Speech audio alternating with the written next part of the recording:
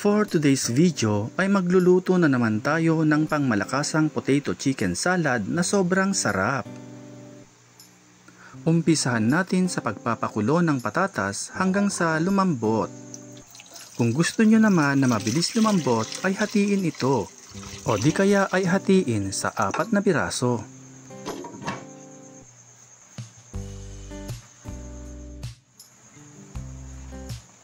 At this point ay malambot na ang ating mga patatas. Hanguin na natin at i-cool down. Pwede rin namang ilagay sa tubig na may yelo para mas mabilis mag-cool down. Isunod naman nating pakuluan ang chicken breast sa mahinang apoy hanggang sa lumambot. Shoutout nga pala sa ating mga star senders na sina Ma'am Merlinda Sarol Canindo, Helena Andeo, Trudy Atak, Flor de Lisa Maloles, Olina Aro Kangaw, Gab Sint at si Ma'am Nelia Crisi. Maraming salamat po sa inyong patala. Habang hinihintay nating mag-cool down ang chicken breast, hatiin na natin ang mga patatas into bite size or kahit na anong hiwa ang gusto nyo.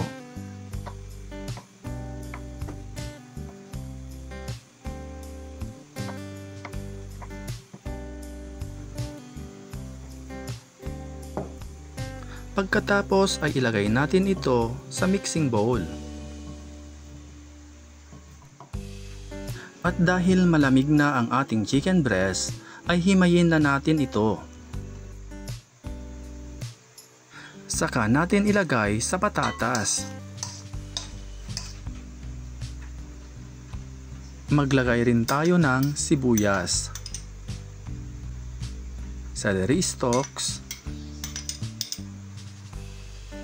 sweet pickled relish,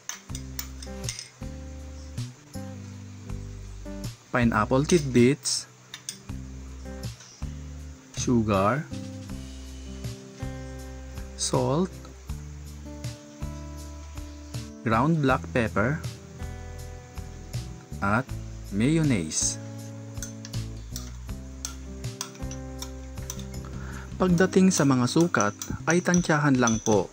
You can taste and adjust. Haluin lang natin hanggang sa maikot ang dressing. Tingin pa lang mga kanoypi, nakakatakam na.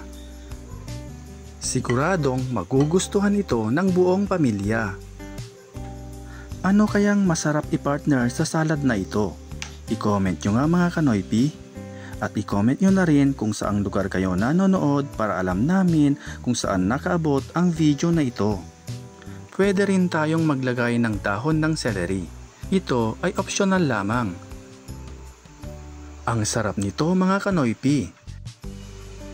Masarap itong i-partner sa pork chop at fried chicken.